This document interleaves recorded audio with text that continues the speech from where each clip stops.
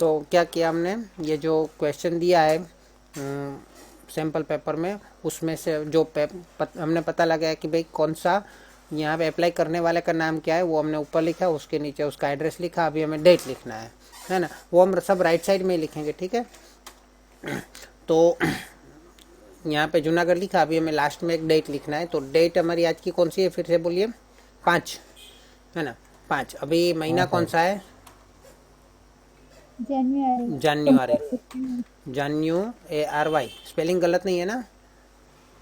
नहीं sir. Okay, बाद में कॉमा करना है, क्या करना है, और साल लिखना है। ओके, इतना क्लियर हुआ, बोलो इतना हाँ क्लियर। सर। ओके, अभी आपको क्या, हाँ सर। हाँ अभी आपको जहाँ पे आपको जिसके लिए आप लिख रहे हो, जिसको आपको भेजना है, उसका डिटेल लिखना है, वो राइट साइड में लिखना है ना। तो राइट साइड में, लेकिन ये लाइन ख़त्म हो जाए उसके बाद एक लाइन छोड़ के लिखना। 5 जनवरी वाली लाइन ख़त्म हो जाए ना, उसके बाद एक लाइन छोड़ के लिखना। सर सर जनवरी पहले आएगा ना, फिर 5 आएगा ना। वो भी एक मेथड है, ये भी मेथड, दोनों चलेगा। To the manager, to the manager, अरे सॉरी, द नीचे चला गया, टू द मैनेजर। ओके, किसका मैनेजर है, KRS, किसके मैनेजर है, health KRL, care. Health care. Health care. कहाँ पे है, शिवाजी रोड। रोड का भी पहला अक्षर कैपिटल करेंगे, पुणे 411002। क्लियर। हाँ सर। ओके चलो, अभी यहाँ पे लास्ट में फुल स्टॉप कर सकते हो, ख़त्म हो जाए तो। अभी आपको क्या करना है, ये हो गया। ओके, इसके बाद एक दूसरा ब्लॉक ले लेता हूँ मैं। अभी आपको लिखना है रिस्पेक्टेड सर। क्या लिखना है, रिस्पेक्टेड। अभी आजकल लोग डियर सर भी लिखते हैं, वो भी चलता है, लेकिन पहले के टाइम पे यही लिखा जाता था, रिस्पेक्टेड सर। उसके बाद थोड़ा एक टैब देके, टैब मतलब कि आगे का थोड़ा जगह छोड़ के हमें ये सब्जेक्ट लिखना है। सब्जेक्ट करके ऐसे डॉट पॉइंट कर देना है, डॉट या डैश कर क्या बोलते हैं इसको, एस भी नहीं बोलते इसको, क्या बोलते हैं, कॉलन।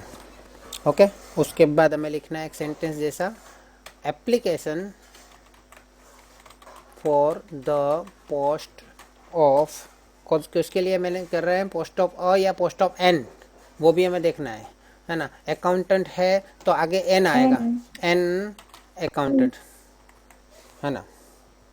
या तो अकाउंटेंट लिखो, उसके नीचे पेंसिल से अंडरलाइन कर दो, या तो फिर इसको कैपिटल में लिखो, उसको थोड़ा मतलब क्या बोलते हैं, हाईलाइट करना है, इसलिए कैपिटल में लिख रहा हूँ मैं, ठीक है। ACCOUN, accountant. ओके, हो गया। चलो इसको थोड़ा और सेंटर में कर देता हूँ मैं। ओके, अभी आपको एक छोटा सा पैराग्राफ लिखना है। एक्चुअली इसको बोलते, मतलब एक्चुअली एप्लीकेशन के लिए एक लेटर जैसा लिखना पड़ता है ना, इसलिए लेटर में तो मेन आगे का सेंटेंस में मतलब एक पैराग्राफ जैसा लिखना होता है, ऐसी तरह एक लास्ट में भी एक पैराग्राफ जैसा लिखना होता है। तो वो पैराग्राफ में यहाँ पे छोटा सा सिंपल सा बनाता हूँ, है ना, कि आपने पहली बात तो ये बताओ कि आपको पता कैसे चला कि भाई अकाउंटेंट की जॉब हमारी कंपनी में है, कैसे पता चला, वो बताना पड़ेगा कि नहीं, हाँ। है ना। तो कैसे बताओगे आप, कैसे बताओगे, बहुत सारे तरीके हैं।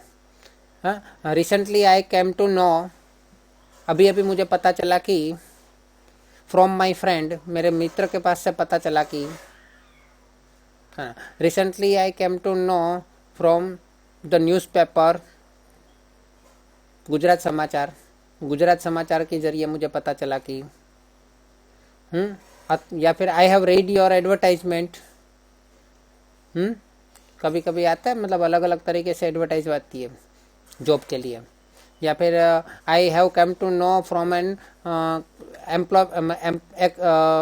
Private exchange, private employment exchange, एक प्राइवेट एम्प्लॉयमेंट एक्सचेंज से मुझे पता चला, या फिर naukri.com से पता चला, तो जो भी है आप वहाँ पे आपको कैसे पता चला वो आपको लिखना है, ठीक है। तो यहाँ पे सिंपल सेंटेंस है मेरे पास, तो वो लिखता हूँ, आई हैव रीड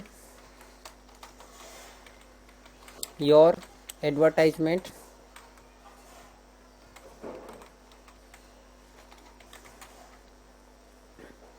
अभी कौन सी पोस्ट के लिए एडवर्टाइजमेंट देखी आपने? For the post of an accountant इन, कहाँ पे देखी आपने? कौन से न्यूज़पेपर में देखी, या कौन से चैनल पे देखी, या कौन से .com पे देखी?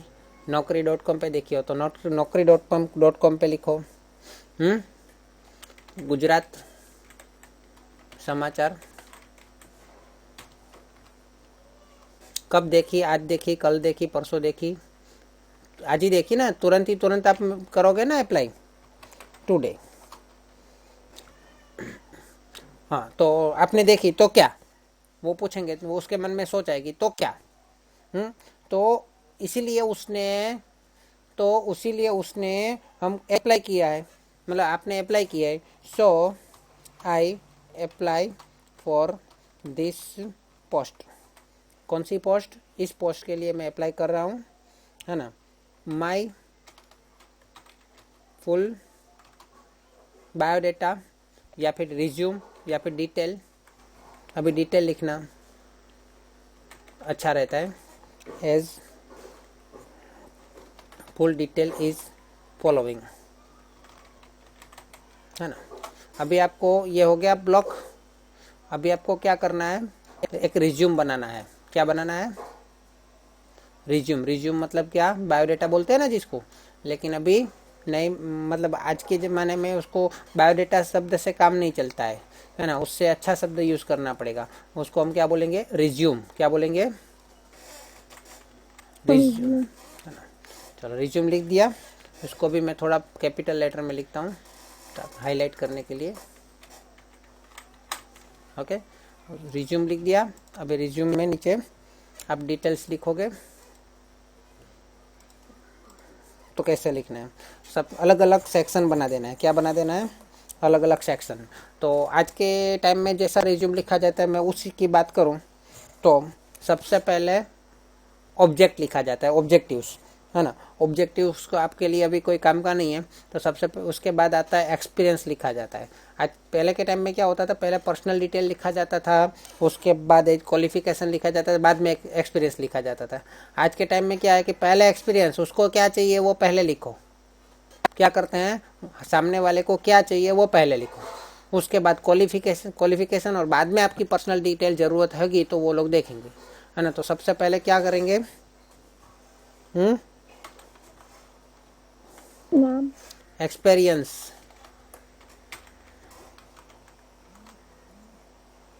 नाम, पता, वो सब पहले लिखना पड़ेगा ना। हाँ, ये भी तो है। तो पहले पर्सनल डिटेल ही लिख देता हूँ। चलो, मैं आपको रिज्यूम बनाना बाद में सिखाऊंगा, अभी मैं नॉर्मल आपको बता देता हूँ। पर्सनल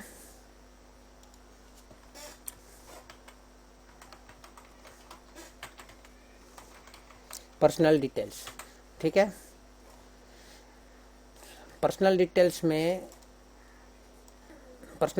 में आपको क्या नाम है, क्या पापा का नाम है, वो सब आपको डिटेल में आएगा। तो उसमें पहले लिखेंगे आप फुल नेम। अभी आपको क्या करना है? ये लिखने में आपको जो पेज होता है ना, जितने हिस्से में आपको लिखना है पेज के, उसके दो भाग करना है। मतलब आपको पेज को वहाँ से फोल्ड करके वहाँ पे एक साइन हो जाएगी, मतलब एक निशानी बन जाएगी, है ना। तो उससे आपको पता चलेगा। तो फुल नेम कर देना है, ठीक है। और वो बीच वाला भाग है जहाँ पे आपने फोल्ड किया, वहाँ पे ऐसा कर देना, और फिर थोड़ा सा जगह छोड़ के आपको चालू कर देना है। जैसे कि यहाँ पे किसका नाम था? लिखने वाले का नाम क्या था यहाँ पे? जय प्रजापति। लेकिन हमें फुल नेम लिखना है, तो क्या लिखेंगे?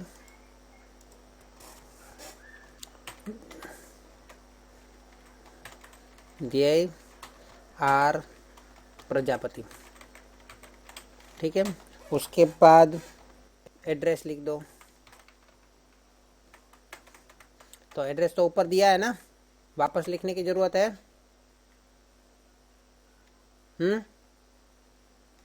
नहीं जरूरत है ना? सही। हाँ, तो फिर भी लिख दो एज अबव। क्या लिख दो? As above. ये नहीं भी लिखोगे तो भी चलेगा, क्योंकि ऊपर लिख दिया है। अभी थोड़ा स्मार्ट बनना पड़ेगा, ओके। थोड़ा उसके बाद आएगा एज। क्या है एज में? तो एज में नॉर्मली क्या है, अभी एज नहीं लिखा जाता है आज के ज़माने में, क्योंकि एक बार आपने बर्थ डेट लिख दिया तो लिख दिया, वही रिज्यूम आपको बार बार काम आएगा, बराबर है। तो मैं ज़्यादातर यहाँ पे बर्थ डेट लिखवाता हूँ, है ना। डेट ऑफ बर्थ क्या लिखेंगे? डेट ऑफ बर्थ, फिर इनटू ब्रैकेट लिख सकते हैं एज। मैं ऐसे लिखवाता हूँ, ठीक है। तो क्या होगा कि वो लोग एज का कैलकुलेशन करना है तो कर लेंगे। एज नहीं लिखोगे तो ज़्यादा बेहतर रहेगा, डेट ऑफ बर्थ लिखो। लेकिन डेट ऑफ बर्थ में मैं क्या करता हूँ, मैं 30 ईयर्स लिखवाता हूँ। कैसे लिखवाता हूँ? क्या लिखवाता हूँ मैं? 30 ईयर्स। क्यों 30 ईयर्स लिखवाता हूँ पता है आपको? आपकी उम्र 30 साल है, इसी तरह से आपको रिज्यूम देना है। अभी आप बोलोगे 18 साल आपके हुए या फिर 17 साल हुए, आपको जॉब मिलेगी? नहीं सर। आपको अकाउंटेंट की जॉब मिलेगी? नहीं मिलेगी ना। एक्सपीरियंस चाहिए ना। तो 17 साल में कैसे एक्सपीरियंस मिल जाएगा? तो आपको 30 साल बनाने। तो अभी कौन सी ईयर चल रहा है? 2000, मतलब आपका अभी कौन सा ईयर चल रहा है? 2020 है ना, 21 है ना। 21। हाँ, तो 21 में से 30 माइनस करो, कितना आएगा? 21 में से 30 माइनस करो, कितना आएगा? 1991 आएगा।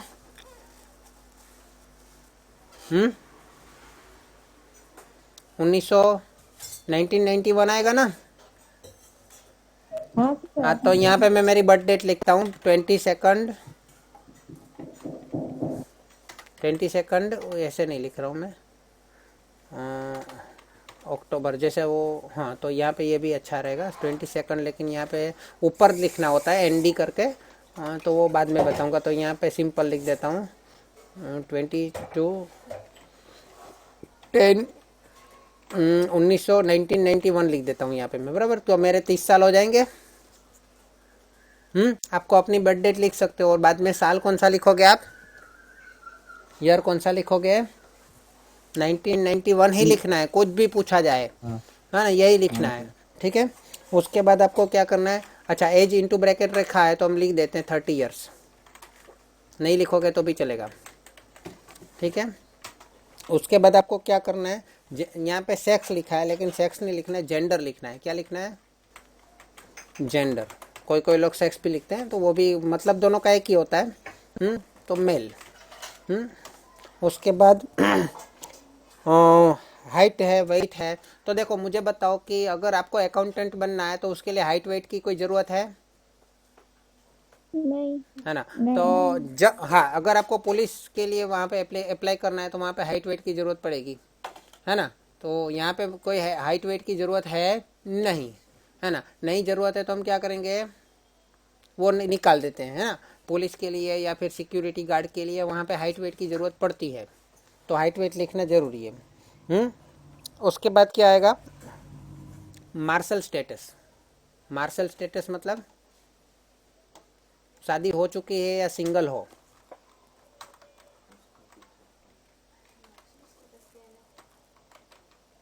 मैरिटल स्टेटस है वो कहीं मार्शल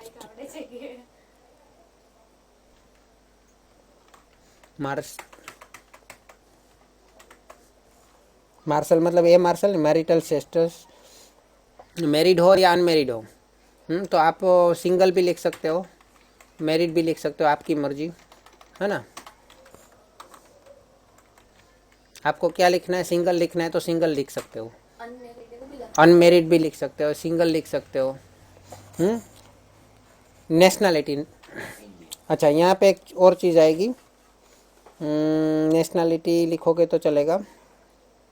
उसके पहले एक चीज़ आएगी, language know, language is known and mother tongue, mother TOUNG,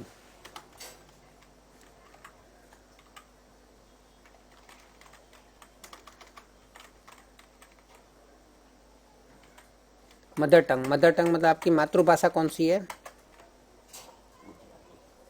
Gujarati, Hindi, जो भी है वो लिखो। उसके बाद लैंग्वेज इज नो,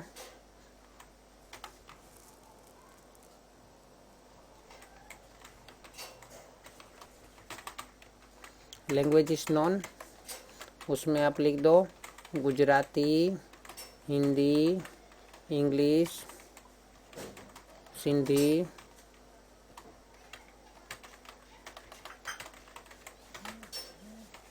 ओके। उसके बाद आपको लिखना है नेशनैलिटी एंड रीजन, ये जरूरी है।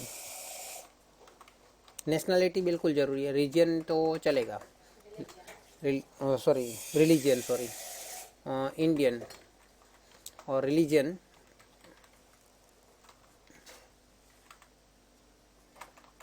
रिलीजन कौन सा है आपका? हिंदू, सिख, पंजाब, मतलब क्रिश्चियन। हॉबी लिख सकते हैं। हॉबी लिख सकते हैं, लेकिन उसके लिए मैं एक्चुअली है ना, उसका मैं पूरा अलग ब्लॉग बनाता हूँ, लेकिन यहाँ पे जो है वो हिसाब से चलेगा। एक्चुअली उसका मैं अलग ब्लॉग बनाता हूँ, ये पर्सनल डिटेल्स में इधर अलग ब्लॉग बनाता हूँ, जिसमें language is non, mother tongue है और हॉबी है, वो सब उसमें जाएगा। पर्सनल डिटेल्स में ना ये language is non, mother tongue, वो सब नहीं आएगा, है ना। तो हॉबी भी लिखना होता है, तो ये दोनों को मैं यहाँ से निकाल देता हूँ, वो लास्ट में लिख देता हूँ, और उसके साथ हॉबी भी लिख देता हूँ।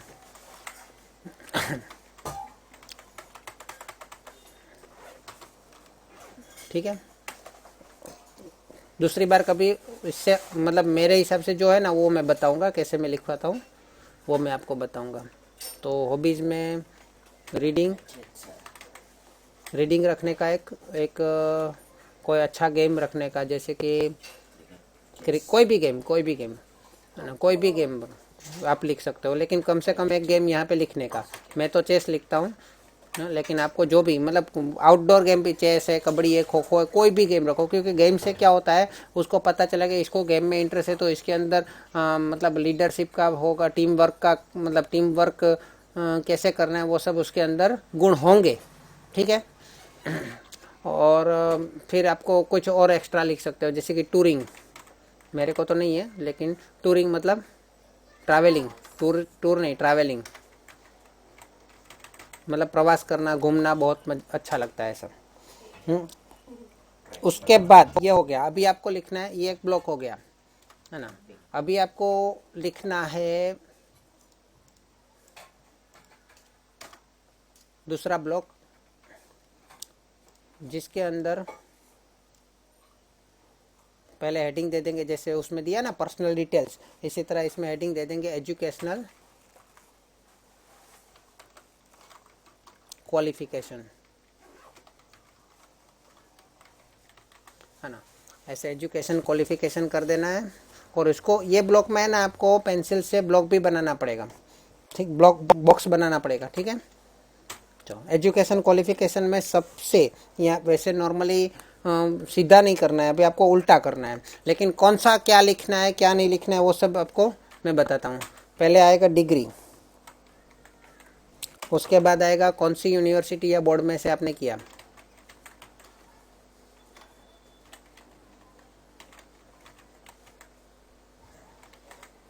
उसके बाद आएगा ईयर ऑफ पासिंग, हमारा पेंट, उसके बाद आएगा रिजल्ट। इसमें सबसे इम्पोर्टेंट है ईयर ऑफ पासिंग, इसमें आपको गलती नहीं करनी है, इसमें आपको गलती नहीं करनी है। ठीक है। तो अभी आपको बनना क्या है, यहाँ पे आपको अकाउंटेंट बनना है, तो अकाउंटेंट बनने के लिए क्या होना जरूरी है? अकाउंटेंट बनने के लिए कौन सा सब्जेक्ट में मास्टरी होनी चाहिए? अकाउंट। अकाउंट सब्जेक्ट में मास्टरी। अकाउंट सब्जेक्ट में मास्टरी कब आती है? कौन सा कोर्स करने से? बीकॉम करने से एमकॉम करने से ज़्यादा मास्टरी आती है। बीकॉम करने से मास्टरी नहीं आती है, अच्छा अकाउंट आ जाता है लेकिन मास्टरी नहीं आता है। एमकॉम करने से मास्टरी आती है ना। और उसके बाद सीए करने से भी मास्टरी आती है, अकाउंट में प्रैक्टिकल मास्टरी आती है ना। तो सीए या एमकॉम करो तो लिखो तो ज़्यादा बेहतर रहेगा,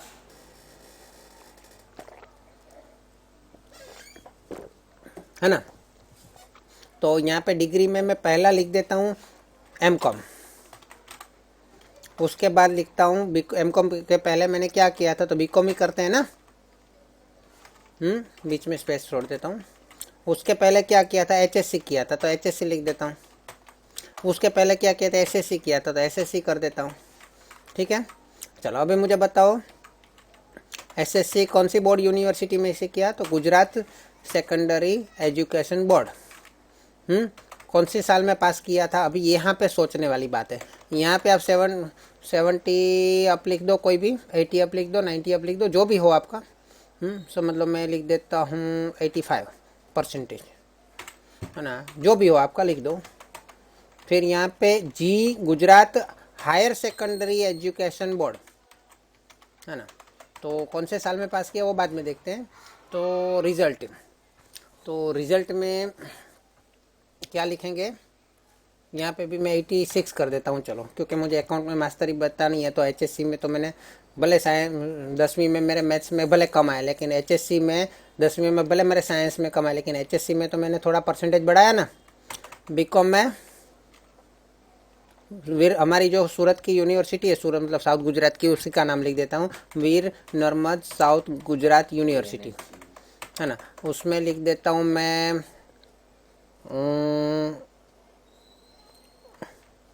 ग्रेड लिखना है, फर्स्ट क्लास लिख सकते हो, सेकंड क्लास लिख दे दो, नहीं तो ग्रेड लिख दो। परसेंटेज भी लिखो तो चलेगा। सो मतलब मैं 75 लिख देता हूँ, है ना। और एमकॉम में भी VNSU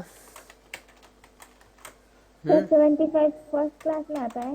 फर्स्ट क्लास के ऊपर मतलब ज़्यादा ऊपर होता है, डिस्टिंक्शन में आता है। फर्स्ट क्लास तो 70% 60% में भी आ जाता है। अभी यहाँ पे लिख देता हूँ मैं 72। वो उसका कोई मतलब ज़्यादा वो नहीं, थोड़ा अच्छा आपका जो सही है वही लिखना होता है, लेकिन यहाँ पे तो हमें कल्पना करनी है ना। तो थोड़ा अच्छा तो लिखेंगे, कल्पना करनी है तो क्यों बोरी करें। अच्छा, ईयर ऑफ पासिंग की बात करें तो मुझे ये बताओ, अगर आपका 1991 में बर्थ है, कौन से साल में बर्थ है आपका,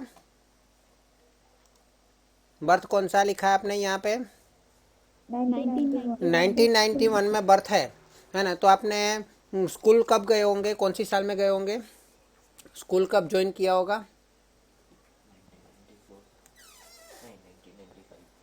स्कूल कब ज्वाइन किया होगा, 1995 या 6 में सर। कम से कम 5 साल, मतलब 6 ईयर में, या 7 कर दो तो भी कोई प्रॉब्लम नहीं है ना।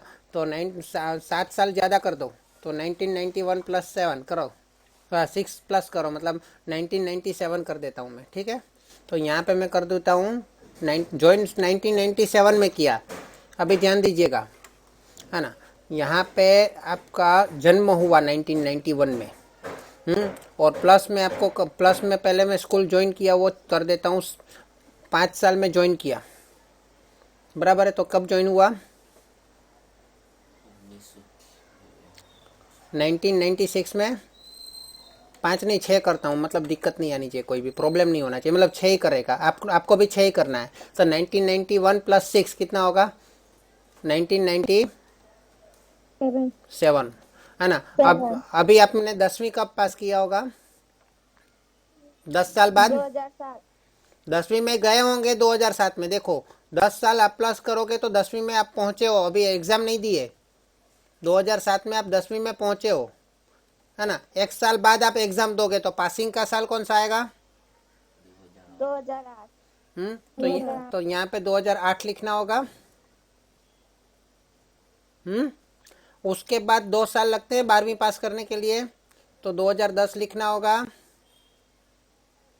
उसके बाद बीकॉम के लिए 3 साल लगते हैं, वो आपको ध्यान में रखना होगा। कोई भी बैचलर डिग्री आएगा तो स्टार्टिंग में अभी आपको इतना याद रखना है कि बैचलर डिग्री के लिए बीकॉम, बीएससी, बीसीए, बीए, कोई भी बैचलर डिग्री के लिए 3 साल लगते हैं। तो 10 और 3 13 हुआ, 13 साल। M.Com करने के लिए और 2 साल, मास्टर डिग्री के लिए और 2 साल लगते हैं, तो और 2 साल जोड़ दो, कितना हुआ? 2015 में आपने M.Com कंप्लीट किया, समझ में आया? है ना? तो आपको ये दो कुछ चीज़ें हैं ना, आपको मतलब आपको याद ही रखनी है कि आपको यहाँ पे HSC में 2008 और HSC में 2010 ही लिखना है। उसके बाद जो भी डिग्री होगी उस हिसाब से आपको लिखना पड़ेगा, ठीक है? तो 2008 ये साल के लिए आपको 2008 और 2010 याद रखना है, और यहाँ पे 1991 याद रखना है। पूरा कैलकुलेशन के साथ में बता रहा हूँ, ठीक है? क्लियर सबको? हाँ सर। ओके, उसके सर बाद वो स्कूल ऐसे ही शॉर्टकट में लिख देने का सर, ऐसे ही हाँ स्कूल का नाम तो शॉर्ट हाँ, में लिख स्कूल देने का का। नाम लिखना ही नहीं होता ना, स्कूल का नाम नहीं लिखना है, यूनिवर्सिटी या बोर्ड का नाम लिखना है। हाँ सर। हाँ, और इसको आपको ब्लॉक करना होगा, ऐसे ब्लॉक बना देना है पेंसिल से, हाँ है ना? हाँ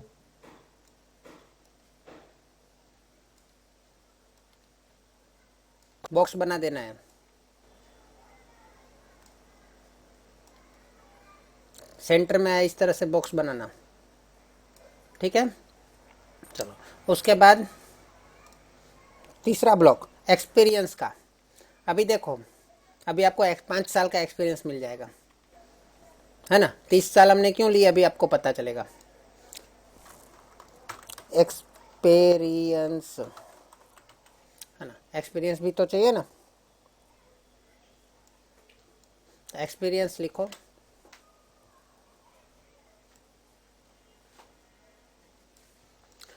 तो एक्सपीरियंस जो भी लिखो जितना हो सके, मतलब अभी तो मेथड जो है उस हिसाब से तो क्या है कि पैराग्राफ स्टाइल में लिखा जाता है, तो अभी तो मैं आपको शॉर्ट ही बताऊंगा, ठीक है? चलो, तो एक्सपीरियंस में आपको क्या लिखना है? सबसे पहले आपको अपना होद्दा, होद्दा मतलब पद, पद का नाम लिखना है कि आपने कौन सा एक्सपीरियंस किया। तो आपको अभी कौन सी जॉब के लिए अप्लाई कर रहे हो?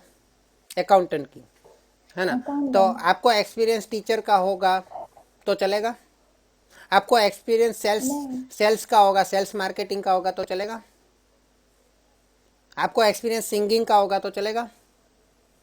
नहीं। नहीं, आपको वही एक्सपीरियंस बताना है जिसकी आपको जॉब करनी है, तो आपको एक्सपीरियंस भी वही बताना पड़ेगा, एज एन। अच्छा, आप अकाउंटेंट की जॉब के लिए जा रहे हो, तो आपको मतलब आपके पास अभी कितने साल है एक्सपीरियंस के? 5 साल। 5 साल बचे। देखो 2015 तक आप पहुंचे, M.Com आपने 2015 में ख़त्म किया, क्लियर? और अभी 2021 चल रहा है, मतलब 5-6 साल है ना आपके पास, 5 साल है ना? हाँ।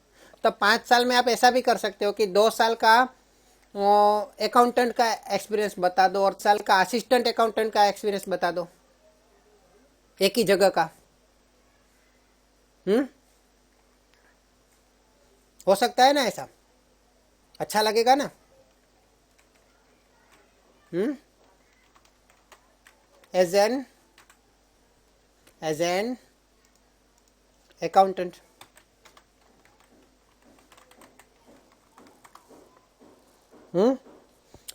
फिर कहाँ एक्सपीरियंस कहाँ का लिया? अकाउंटेंट का एक्सपीरियंस कहाँ पे लिया?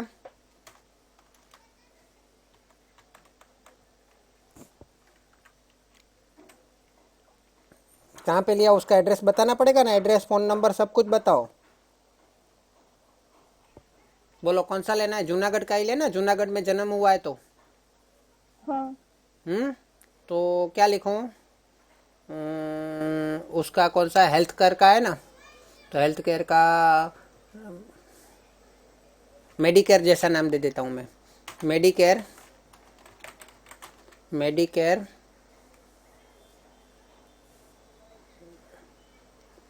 मेडिकेयर मेडिकेयर ही दे देता हूँ बस, मेडिकेयर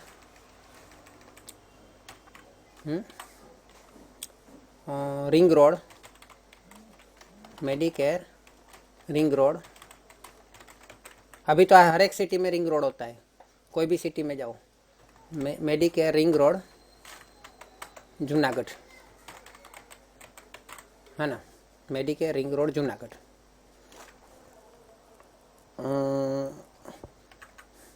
आपको लिखना पड़े एज एन अकाउंटेंट 2 years। तो इससे अच्छा है मैं इसमें भी ऐसे ब्लॉक बना दूँ, तो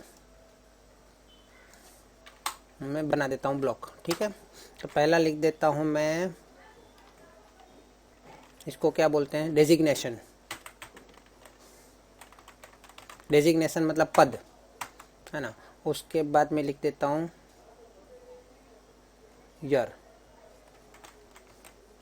डेजिग्नेशन। उसके बाद कहाँ पे, उसको कहाँ की ज़रूरत नहीं है, तो ईयर्स लिख देता हूँ। फिर फर्म, फर्म और company,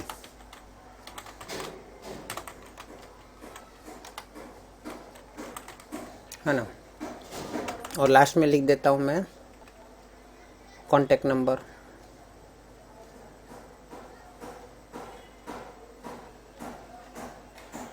address and contact number.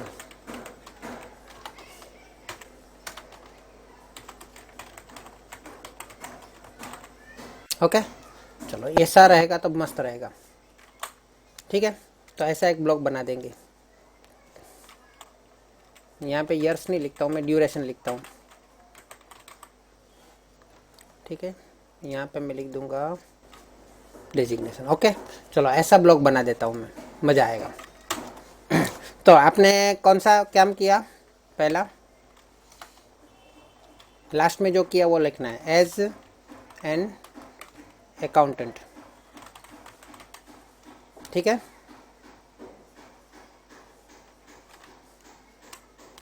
Designation लिखा है तो ये एज एन लिखने की ज़रूरत नहीं है, अकाउंटेंट। अभी आपको ड्यूरेशन लिखना है, कितने साल वहाँ पे काम किया, तो आप ऐसा भी लिख सकते हो 2015 है ना, 16, 17, 18 आपने असिस्टेंट किया, 19, 20, है ना, ऐसा लिख सकते हैं। SIN since 2000, since April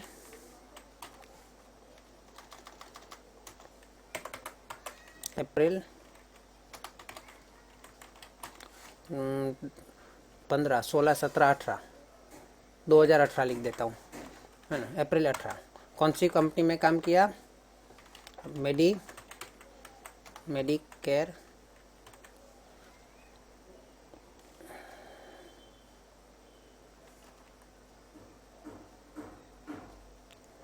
homeo, Medicare homeo. Address कौन सा देना है, रिंग रोड, जूनागढ़। अब उसका कॉन्टेक्ट नंबर भी दे देने का, 8485, नाम चलेगा, 8485-798, कोई भी नंबर दे दो, मतलब ऐसा नंबर मत दो, ऐसा नंबर दो, 999-999-991-2। ओके, चलो अभी दूसरा असिस्टेंट अकाउंटेंट।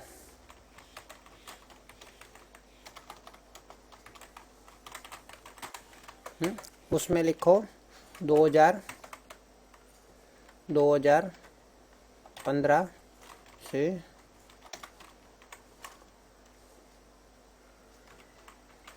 अप्रैल 2018।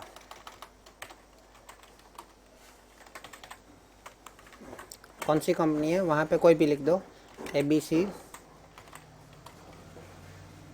ब्रदर्स,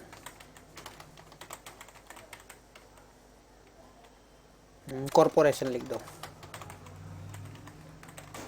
है ना। यहाँ पे रिंग रोड की जगह क्या लिखा है, कुछ और लिखना है ना, Mahatma Gandhi road, MG road, वो भी हर एक जगह पे होता ही है ना। तो MG रोड जूनागढ़, उसका कॉन्टेक्ट नंबर लिख दो, 999-888812। ओके, तो आपका कितने साल का एक्सपीरियंस हो गया यहाँ पे,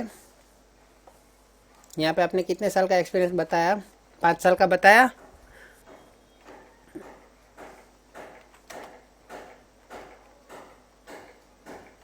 बोलो।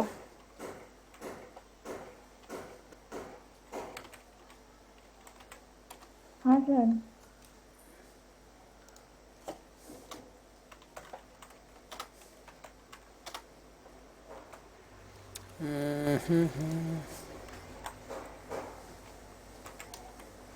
अप्रैल, मेरे पास जगह नहीं है, आप समझ जाइएगा कैसे करना है मुझे।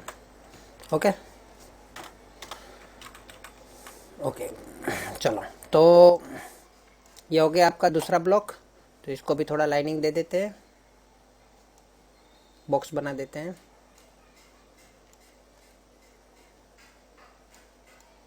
ऊपर में भी मैंने मेन हेडिंग का बॉक्स नहीं बनाया है, वो भी बना देते हैं। ये हेडिंग जो है ना, टाइटल, उसका बॉक्स बनाना जरूरी है ना, शीर्षक का। तो ये भी बना दो ऐसा। ये हो गया, ये हो गया। ये पेंसिल से बनाना है, ठीक है। और इन दोनों के बीच में भी एक देख दो। तो इसमें क्या हुआ कि आप ऐसा बता रहे हो कि पहले असिस्टेंट का काम किया, बाद में मेरे को बहुत कुछ सीखने को मिला 3 साल में, उसके बाद मैंने अकाउंटेंट का काम किया, है ना। तो आपकी तरक्की हो रही है ना अंदर से। ऐसा आप दिखा सकते हो ना।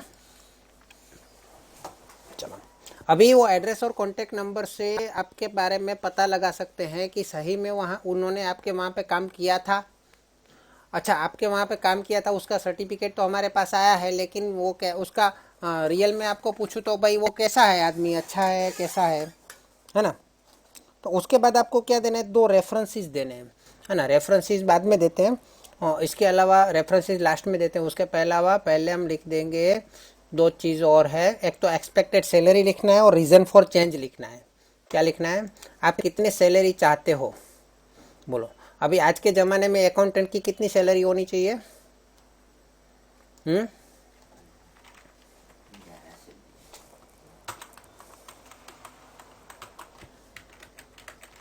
वो आपको पूछेंगे भाई आप कितना सैलरी लेना पसंद करोगे, तो आप क्या बोलोगे, बोलिए।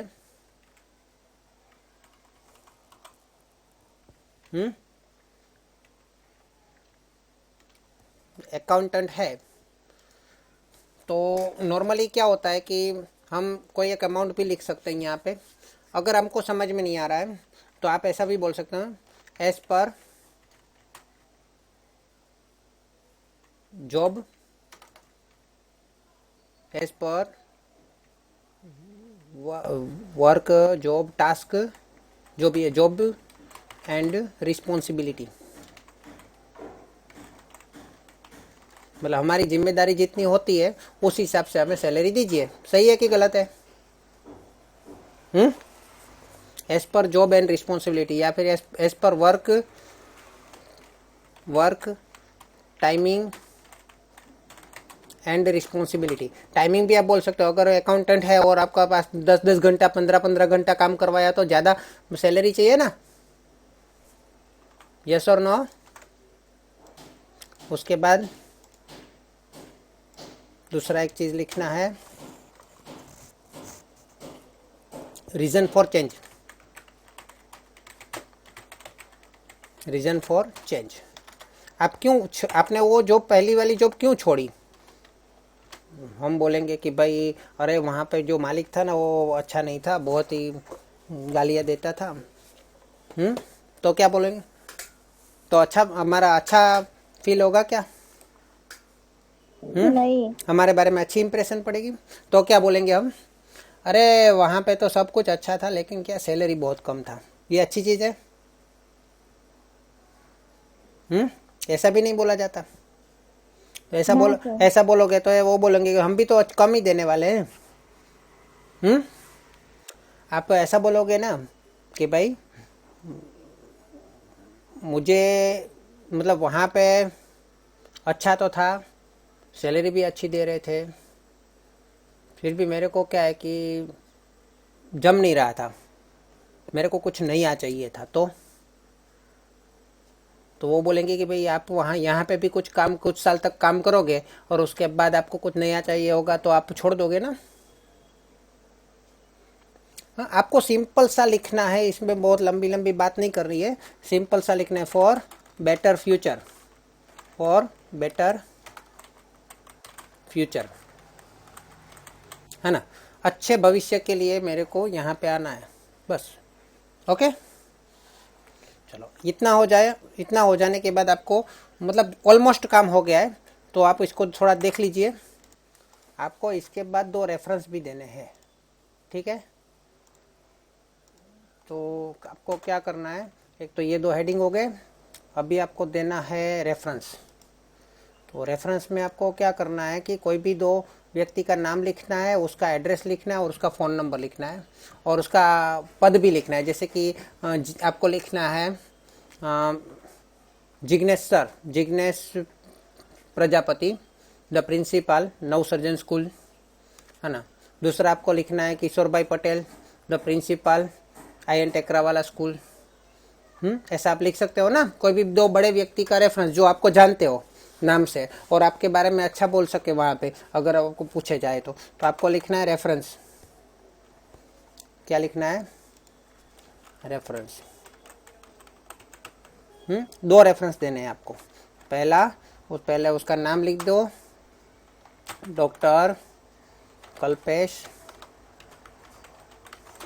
चावला,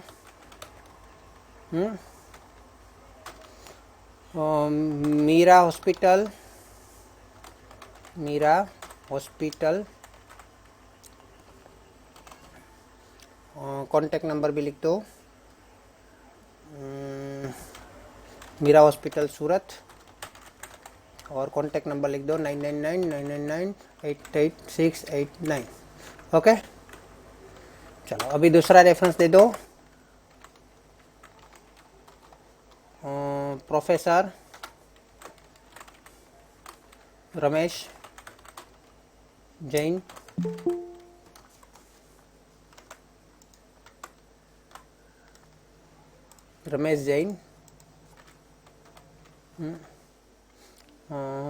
कोई भी कॉलेज का नाम लिख दो, KP कॉलेज,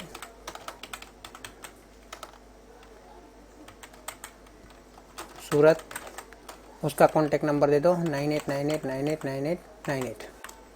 ओके, और आपको लास्ट में एक पैराग्राफ लिखना है। जैसे स्टार्टिंग में पैराग्राफ लिखा ना, इसी तरह लास्ट में भी एक पैराग्राफ लिखना है, ठीक है। तो कैसे लिखेंगे वो पैराग्राफ जरा समझ लीजिए उसको। आई होप आशा करता हूँ कि दैट आप will consider my application, you will consider my application and call me for an interview। आप मेरी एप्लीकेशन को ध्यान में लेंगे, कंसीडर करेंगे मतलब ध्यान में लेंगे, और मुझे इंटरव्यू पे बुलाएंगे, है ना। और इस समझ में आया ना ये, ओके। और आगे लिखना है अगर मैं आपके वहाँ पे जॉब करूँगा तो आई प्रॉमिस करता हूँ, मैं प्रॉमिस करता हूँ कि इफ़ आई एम सिलेक्टेड, अगर मेरा सिलेक्शन हुआ, if I selected for this post, इस पोस्ट के लिए अगर मैं सिलेक्ट हुआ तो मैं क्या करूँगा, तो मैं क्या कर सकता हूँ, मैं अच्छा काम करूँगा। आई विल ओबे माई ड्यूटी ऑनेस्टली, मैं अपनी ड्यूटी को ऑनेस्टली निभाऊंगा, ठीक है। तो ऐसा एक पैराग्राफ लिख दिया। लास्ट में थैंक यू कर दीजिए, क्या कर दीजिए, थैंक यू बोल दीजिए। थैंक यू बोल देते हैं, चलो थैंक यू, है ना। उसके बाद आपको क्या करना है, एनक्लोजर देना है, मतलब नीचे लिखना है कि आपने क्या क्या सर्टिफिकेट्स जोड़े हैं इसके साथ साथ, है ना। इसके साथ साथ आपने क्या क्या सर्टिफिकेट जोड़े, एनक्लोज्ड। तो आपको क्या क्या लिखना है देखिएगा। आपने क्या क्या दिया, तो सबसे पहले आपने 10वीं पास किया तो SSC का सर्टिफिकेट और मार्कशीट, उसके बाद HSC का सर्टिफिकेट और मार्कशीट, पासिंग सर्टिफिकेट और मार्कशीट सभी का देना है, लिखना है नीचे, है ना। तो उसके बाद बीकॉम का सर्टिफिकेट और मार्कशीट, एमकॉम का सर्टिफिकेट और मार्कशीट, और लास्ट में एक चीज़ और देनी है, क्या देना है, एक्सपीरियंस सर्टिफिकेट। दोनों जगह का एक्सपीरियंस सर्टिफिकेट आपको देना है। तो वो सब का लिस्ट आपको लिख के देना होगा। पहला एसएससी सर्टिफिकेट एंड सेकंड, मतलब लिस्ट बना के देना है। Second SSC marksheet. उसके बाद थर्ड, सर एचएससी होगा ना सेकंड? नहीं एसएससी की बात कर रहा हूँ, एचएससी सर्टिफिकेट है ना। और चौथा एचएससी मार्कशीट। जितना भी आपने पढ़ाई किया सबका सर्टिफिकेट भी होता है और मार्कशीट भी होता है। हाँ, तो सब का लिखना है, लिस्ट बनाना है। सब का लिस्ट बनाने के बाद लास्ट में क्या लिखना है, एक्सपीरियंस सर्टिफिकेट। क्या लिखना है, लास्ट वाला कौन सा जोड़ना है, एक्सपीरियंस सर्टिफिकेट भी जोड़ना है। और लास्ट में लिख देना है आपका नाम, आपका नहीं मतलब जो एप्लीकेशन करने वाले का नाम है ना। कहाँ पे लिखेंगे, और राइट साइड में लिखेंगे। ठीक है, कैसे लिखेंगे, क्या नाम था, जय। पहले तो लिखना है योर्स फेथफुली, योर्स फेथफुली। यहाँ पे कैपिटल दूसरा फेथफुली का कैपिटल नहीं करना है ना। और जय प्रजापति, मीन्स के वहाँ पे आपकी साइन आएगी एक्चुअली, मतलब जय प्रजापति की साइन आएगी ऐसा लिखने के ऊपर, है ना। तो वहाँ पे लिखना भी है, प्रिंट भी करना है, और आपको वहाँ पे साइन, आपको नहीं लेकिन जय प्रजापति को वहाँ पे साइन करना होता है। और फिर योर्स फेथफुली लिखे, उसके बाद आपको कॉमा करना जरूरी है। ठीक है, तो यहाँ पे आपकी एप्लीकेशन ख़त्म होती है। क्लियर।